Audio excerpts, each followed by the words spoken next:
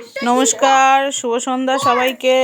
এখন ঘড়িতে সময় 7:52।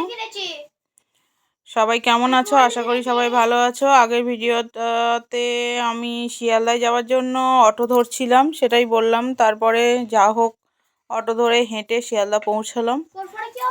অনেকক্ষণ ওয়েট করার পরে ট্রেন আসলো, ট্রেনে উঠে বসলাম। তো শিয়ালদা থেকে যেহেতু উঠেছি সেজন্য বসেই আসছিলাম। ট্রেন ছাড়লো অবশেষে। ছাড়ার পরে হৃদয়পুর পার হলো।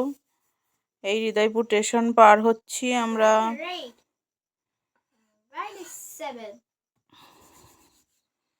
আমার ছেলে তো হৃদয়পুর পর্যন্ত আস্তে আস্তেই টায়ার্ড হয়ে গেছে, প্রচণ্ড ক্লান্ত। বলছে মা আর ভালো লাগছে না। আর জানালার পাশের এইগুলো দেখতে তো আমার তো খুবই ভালো লাগে। জানি না তোমাদের কার কেমন লাগে, কমেন্ট করে জানিও কার কেমন লাগে।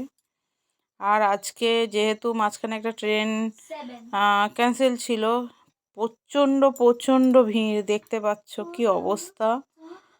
তার মধ্যে দিয়ে যাই হোক অ্যাডজাস্ট করে আসলাম। শুধু বাইরের মাঠগুলো দেখো বন্ধুরা, কি সুন্দর দেখাচ্ছে। সর্ষে ক্ষেত, গাঁদা ফুলের ক্ষেত, অসাধারণ দৃশ্য। আমার তো খুব আমি জানালার ধরে বসে একটুও বোর হইনি। অবশেষে ট্রেন তার গন্তব্যস্থলে পৌঁছালো। আমিও হাসনাবাদ পৌঁছালাম। কিন্তু এবার ট্রেন থেকে না নেমে হাঁটতে শুরু করলাম। আমাকে এখনো অনেকটাই যেতে হবে। তো এবার চললাম। অটো বাস কিছু একটা ধরতে হবে, ধরে যেতে হবে।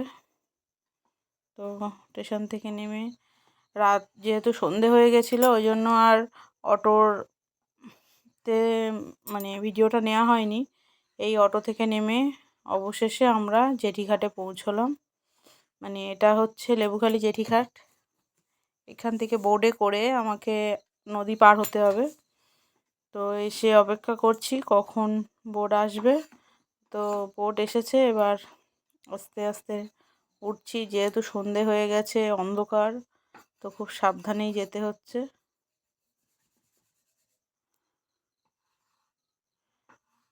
অবশেষে বোটে উঠলাম এবং নদী পার হলাম। যেহেতু রাত্রিবেলা, সেহেতু আমি ভালোভাবে তোমাদেরকে দেখাতে পারলাম না পুরোটা। এই আমরা বোট পার হয়ে এপারে চলে এসেছি। আমার মা বসেছিল আমাদের নিয়ে আসার জন্য। তো এবার এই কিছুটা রাস্তা হেঁটে হেঁটে যেতে হবে। ঘাট পেরোনোর পরে, নদী পেরোনোর পরে অবশেষে আমি বাড়িতে এসে পৌঁছলাম, বাপের বাড়িতে। একটু শান্তি পেলাম। এই যে বাড়িতে ঢুকলাম জাস্ট।